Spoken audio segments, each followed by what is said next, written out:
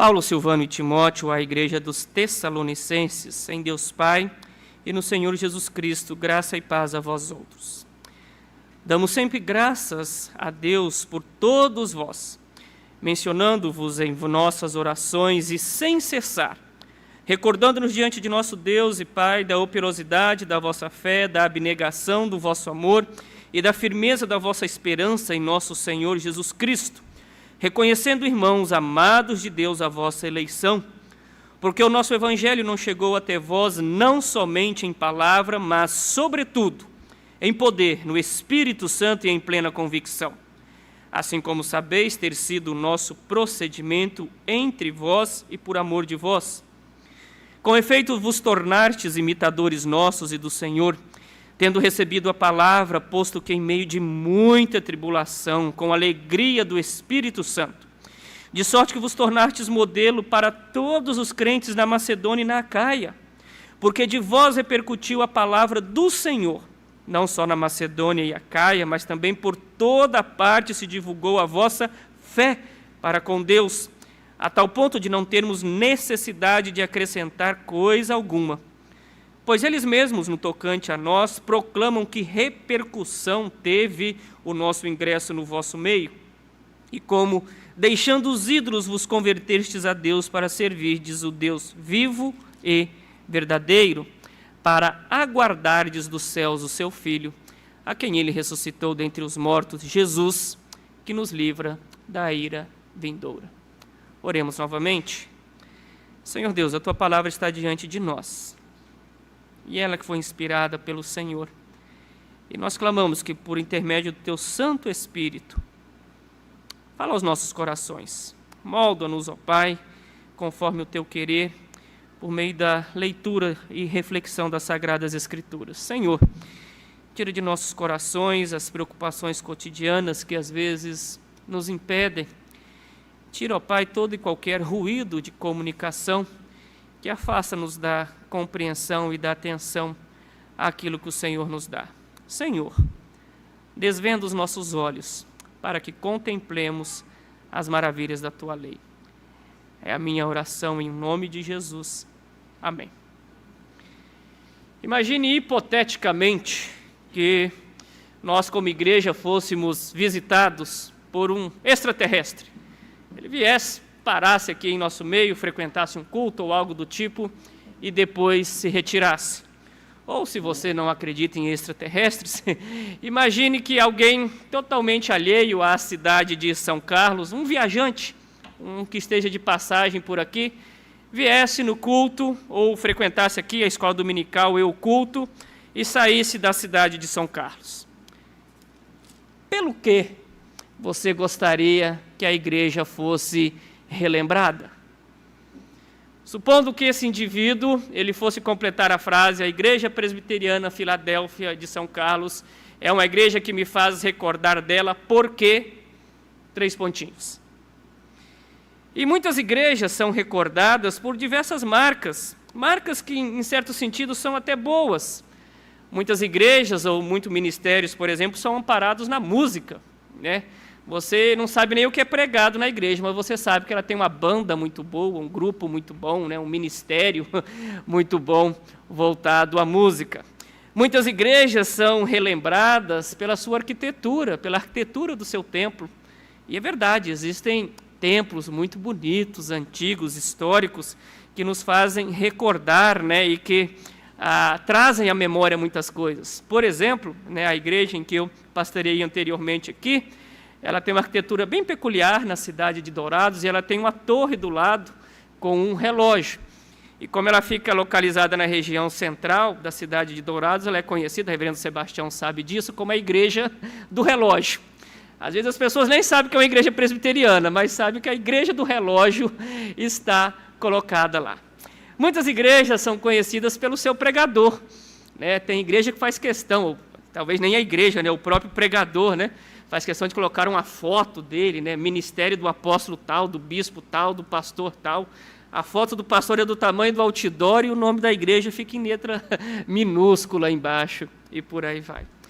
Meus amados irmãos, não é errado a igreja ter uma boa música, a igreja ter uma arquitetura diferenciada, ou mesmo ter pregadores. Existem pregadores que, de fato, são pontos fora da curva e chamam a atenção.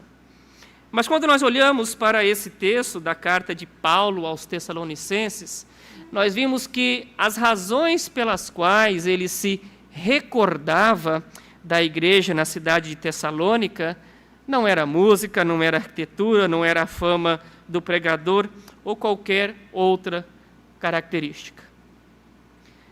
O que fazia Paulo se recordar da igreja em Tessalônica é aquilo que está descrito no versículo 3 aqui, que nós vamos refletir nesta noite. Recordando-nos diante de nosso Deus e Pai da operosidade da vossa fé, da abnegação do vosso amor e da firmeza da vossa esperança. Uma igreja para recordar, se você quer um título para que você leve esta noite para se lembrar do sermão. A igreja em Tessalônica era uma igreja para recordar por causa dessas razões. Vejamos então esses 3 pilares ou essas 3 marcas que faziam com que o apóstolo Paulo se recordasse desta igreja. Antes de mais nada, nós temos que entender o carinho que Paulo tinha pela igreja em Tessalônica. Quando você lê o livro de Atos, as conhecidas viagens missionárias do apóstolo Paulo, na segunda viagem missionária que ele planta esta igreja. E ele planta esta igreja juntamente com Silas e Timóteo. Se você vê aqui na introdução, Paulo, Silvano e Timóteo, que Silvano é uma das variações, do nome de Silas. Então, essa é uma igreja, digamos, plantada a 6 mãos por esses 3 servos de Deus. Só que a perseguição tira ou faz com que eles saiam da igreja em Tessalônica, ou da cidade de Tessalônica, uma cidade que já tinha seus 200.000 habitantes na época, depois de apenas 3 semanas. Mas a igreja ficou plantada lá. Paulo sai e tem que passar por outras cidades, e ele desejava muito retornar à cidade em Tessalônica para saber como estavam esses irmãos. Era uma igreja nascente, era uma igreja que os judeus, quando o cristianismo estava nascente, muitas das igrejas que Paulo plantava, os judeus iam lá causar tumultos nas igrejas, perseguindo, fazendo várias coisas. Então Paulo tinha uma preocupação pastoral com a cidade ou com a igreja na cidade em Tessalônica. Só que ele não conseguiu retornar à igreja. Não conseguindo retornar, ele envia Timóteo. Timóteo passa um tempo na igreja e retorna a encontrar-se com Paulo, agora trazendo um relatório da situação da igreja. E a boa notícia que Paulo recebe é que a igreja em Tessalônica é uma igreja espiritualmente saudável, é uma igreja que tem boas notícias a dar para a Paulo a respeito do seu trabalho, de tudo que está acontecendo, e é uma igreja que, diante desse relato, fez Paulo recordar-se dela por causa da operosidade da fé, a abnegação do amor e da firmeza da esperança. Uma igreja para recordar por causa desses 3 pilares, então. Olhemos esse primeiro pilar que fez com que Paulo se recordasse desta igreja. Recordando-nos diante de nosso Deus e Pai da operosidade da vossa fé. Meus amados irmãos, nós lembremos que a fé é um dom de Deus. Não nos esqueçamos que o conhecido versículo de Efésios capítulo 2, versículo 8, a fé está na base da nossa caminhada cristã, porque pela graça sois salvos mediante a fé, e isto, a fé, não vem de vós, é um dom de Deus. Verdadeiros cristãos são cristãos que têm fé, mas que fé é essa? Talvez seja a fé da música popular brasileira, anda com fé que eu vou, que a fé não costuma falhar, não é verdade? Não é dessa fé que Paulo está falando aqui. Não é pensamento positivo. Paulo não está falando que a igreja em Tessalônica era uma igreja otimista, contagiante com seu otimismo, não. A fé a que Paulo está se referindo aqui é o conjunto das doutrinas essenciais do Evangelho, que ele pregou a esses irmãos a respeito de Jesus Cristo, sua vida, sua morte, sua ressurreição e sua segunda vinda. E esta fé, esse conjunto de crenças fundamentais da fé cristã, resultava na igreja em Tessalônica ações e boas obras. Por que Paulo fala que a igreja em Tessalônica, ou por que ele se recordava da igreja em Tessalônica? Por causa da operosidade da fé. Veja o versículo 8 aí do capítulo 1, que você já vai ver como esta fé se refletia em obras. Porque de vós repercutiu a palavra do Senhor, não só na Macedônia e Acaia, mas por toda parte se divulgou a vossa fé, a tal ponto de não termos necessidade de acrescentar coisa alguma. Isso é muito belo, meus irmãos. A fé da igreja em Tessalônica, ela era uma fé que se repercutia em obras. E isso virava testemunho. O versículo 9 vai dizer que repercutiu o socorro que esses irmãos prestaram a outros. Os versículos anteriores vão dizer que eles também socorriam aqueles que passavam por necessidade ao longo da sua jornada. Então veja bem, a fé é um dom de Deus? É. Deus nos concede fé para que nós possamos ser salvos e crer na obra de Jesus Cristo. Mas ela não é uma questão meramente intelectual.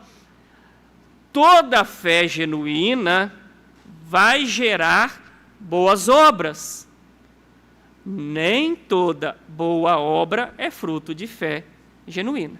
Repito, toda fé genuína obrigatoriamente resultará em boas obras, mas nem toda boa obra pode ser fruto de fé genuína.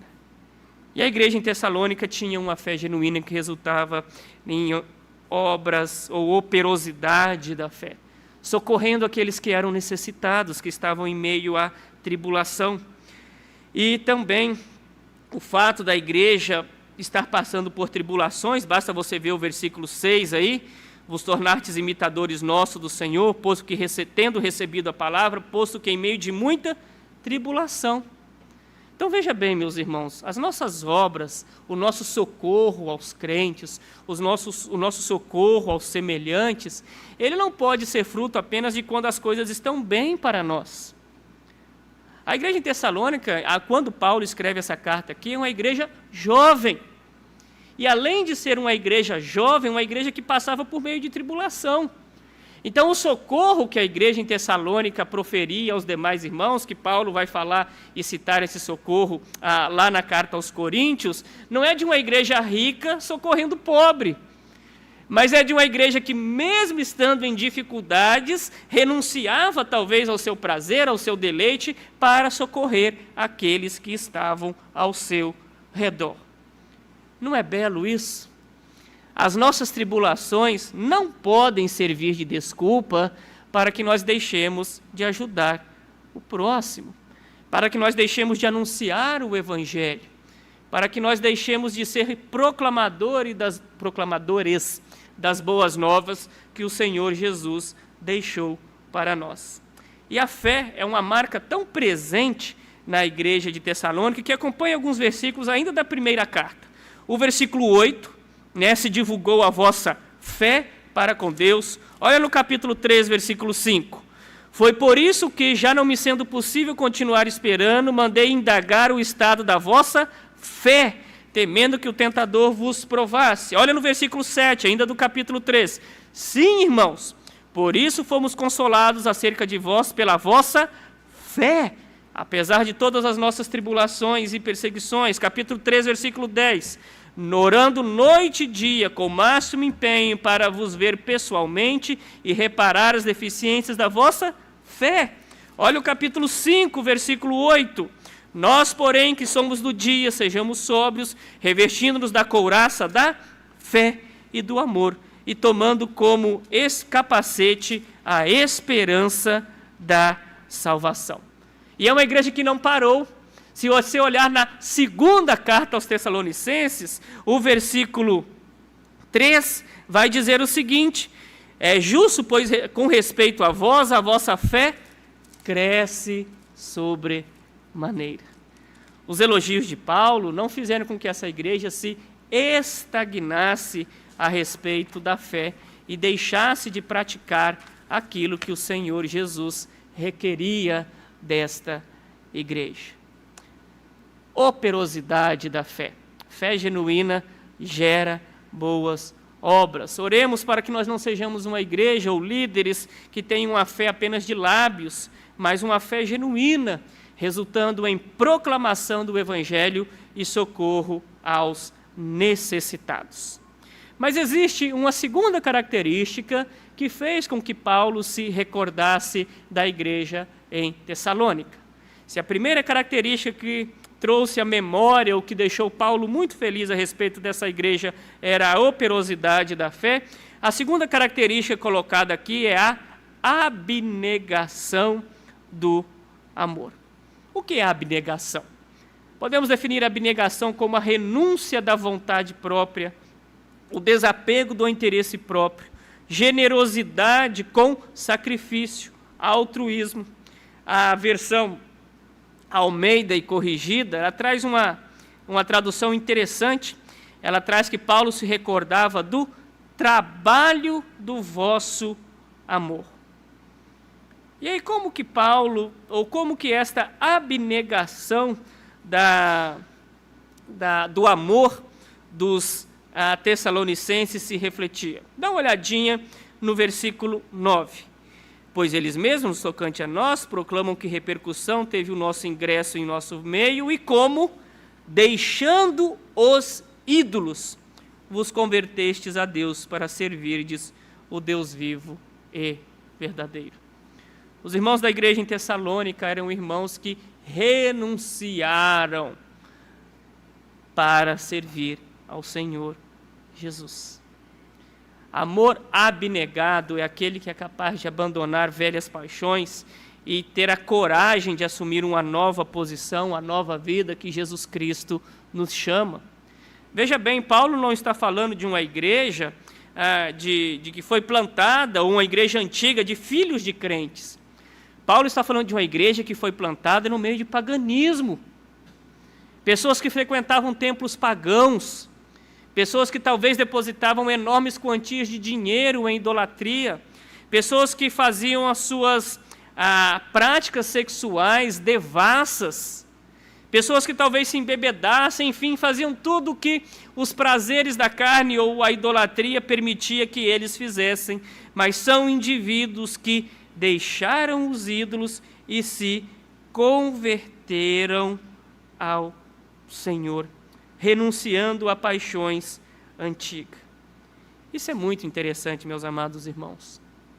O verdadeiro amor a Deus é aquele amor que exige renúncia. Se alguém quer seguir a mim, vinde após mim, tome a sua cruz e siga-me. Lembremos da famosa passagem, do famoso diálogo de Jesus para com o jovem rico. Vai, vende os teus bens, dá aos pobres. E esse homem se entristeceu grandemente, porque não era capaz de renunciar, apesar de ser extremamente religioso e cumpridor dos mandamentos. Meus amados irmãos, todo mundo que segue a Jesus é um ex. Todos que seguem a Jesus são ex. Talvez nós gostamos de ouvir testemunhos de pessoas que são ex-assassinos, ex-pervertidos ou qualquer coisa do tipo. É claro que são pessoas alcançadas pela fé também. Mas seguir a Jesus talvez exige renúncias ou abnegações mais sutis na nossa vida. Quem segue a Jesus pode ser um ex-avarento. Quem segue a Jesus pode ser um ex-insone que, em função da sua ansiedade, não consegue depositar aos pés do Senhor a sua vida. Quem segue a Jesus pode ser um ex-religioso, que se orgulha demais da sua suposta perfeição, mas não é capaz de socorrer o próximo e se humilhar aos pés do Senhor. Todo mundo que segue a Jesus tem que ser um ex, porque a abnegação do amor é uma marca que acompanha os crentes. E, novamente, essa característica vai acompanhar a igreja em Tessalônica ao longo da carta. Paulo vai elogiar isso novamente. Veja o versículo 9 aí da carta, né? Capítulo 4, versículo 9 da primeira carta aos Tessalonicenses. No tocante ao amor fraternal, não há necessidade que eu vos escreva, porque vós mesmos estáis por Deus instruídos de que deveis amar-vos uns aos outros. Versículo 10, e na verdade estáis praticando isso, mesmo para com todos os irmãos de toda a Macedônia. Renunciar, ter um coração abnegado, é uma razão pela qual Paulo se recordava desta igreja. Então lembremos, primeiro pilar que fazia com que Paulo se recordasse da igreja em Tessalônica era a operosidade da fé. Segundo pilar que fez com que Paulo se recordasse dessa igreja era a abnegação do amor. E agora nós vamos ao terceiro pilar que fez com que Paulo se recordasse desta igreja com muito carinho, que era a firmeza da vossa esperança. O que é ter esperança? E novamente nós passamos por aquele conceito errado que muitos têm, de que esperança é mero otimismo, né? Eu tenho esperança de que o Brasil vai melhorar, eu tenho esperança de que determinada coisa vai acontecer, mas não é desse tipo de esperança que o apóstolo Paulo está falando aqui. A esperança que Paulo está falando aqui é aquilo que nós podemos chamar de esperança escatológica, ou a esperança da segunda vinda de Cristo. E por que nós dizemos isso? Porque essa esperança é melhor expressa, além do versículo 3, no versículo 10. Para guardardes dos céus o seu Filho, a quem ele ressuscitou dentre os mortos, Jesus, que nos livra da ira vindoura. O que Paulo está dizendo aqui é que a esperança dos irmãos da igreja em Tessalônica não era otimismo, mas era uma esperança de que a segunda vinda de Cristo alimentava nesta igreja a certeza e a convicção para passar por meio das tribulações presentes. Veja bem, Paulo não está falando de alienação aqui, não é? Paulo não está falando que os crentes em Tessalônicas era aquele, Jesus vai voltar, Jesus vai voltar, Jesus vai voltar, e as coisas acontecendo ao redor. Não. O que Paulo está falando dos irmãos em Tessalônica aqui é que saber e ter a certeza, a esperança da concretude da segunda vinda de Cristo faz com que eu enfrente as tribulações presentes que esta igreja estava enfrentando de forma diferente. Eu choro, mas não sou um desesperado. Eu fico triste, mas não sou alguém espiritualmente deprimido ou sem esperança, porque eu sei que as tribulações do presente não se comparam com a glória do porvir. E olha que belo aqui. Por que sofremos? Talvez é a pergunta que mais incomoda o nosso coração. E talvez fosse a pergunta que assolava o coração dos irmãos em Tessalônica. Porque Paulo diz no versículo 6, na parte B, posto que em meio de muita tribulação, com alegria no Espírito Santo. Talvez os irmãos em Tessalônica, algum dia se perguntaram ao coração, ou perguntaram aos seus corações, por que eu estou sofrendo? Porque o justo sofre. É aquilo que tem inquietado o coração da humanidade ao longo do tempo, aquilo que tem inquietado muitos filósofos. Por que o sofrimento existe? Ou por que sofremos? Por que sofre o justo? É uma questão tão velha quanto o livro de Jó. Uma resposta a essa questão é que o sofrimento na vida dos crentes é uma manifestação do ainda não, ou seja, Cristo ainda não chegou. O sofrimento acontece na vida dos crentes porque ainda não foram eliminados todos os resultados do pecado. Paulo conecta nosso sofrimento presente com a glória futura. Por causa disso, temos que ver o sofrimento dos crentes à luz da segunda vinda de Jesus. E olha aqui que belo aquele conhecido versículo de Apocalipse, capítulo 21, versículo 4. Ocasião em que Deus enxugará dos nossos olhos toda lágrima. Isso é ter esperança. É saber que os meus sofrimentos presentes, mesmo que durem décadas, mesmo que sejam incômodos ou tristezas que me acompanhem a vida inteira, são pequenas frações perto da infinidade da glória que está por vir. É muito triste viver uma vida sem esperança. Se de fato Cristo não vem, se de fato Cristo não ressuscitou, é aquilo que Paulo fala: comamos e bebamos porque amanhã morreremos. Mas é tão pouco. Você pode pensar em 90, 100 anos, é muito pouco. Não é melhor você ter uma infinidade, uma eternidade ao lado do Salvador, e isso acalentar os nossos corações e fazer com que vivamos a vida presente de outra maneira? A segunda vinda de Cristo é um assunto tão relevante que Paulo vai tratar de novo desse assunto nos capítulos 4 e 5 da primeira carta e também na segunda carta. A segunda carta é até interessante, porque uma expectativa errônea a respeito da segunda vinda de Cristo estava fazendo com que os irmãos em Tessalônica deixassem de trabalhar. É até engraçado mesmo. Eles estavam vivendo uma iminente vinda de Cristo. Cristo vai vir amanhã, daqui uma semana, e estavam deixando de trabalhar, de plantar. É por isso que daí que vem o conhecido versículo, né, da segunda carta aos Tessalonicenses: aquele que não trabalhe, não coma.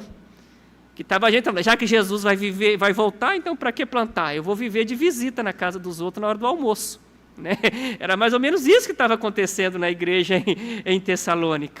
Mas Paulo corrige isso, né, e traz que a esperança de Cristo, ou da segunda vinda de Cristo, ela não nos deixa ou não nos leva a uma vida de letargia no presente. Pelo contrário, nos leva a uma vida de trabalho no presente.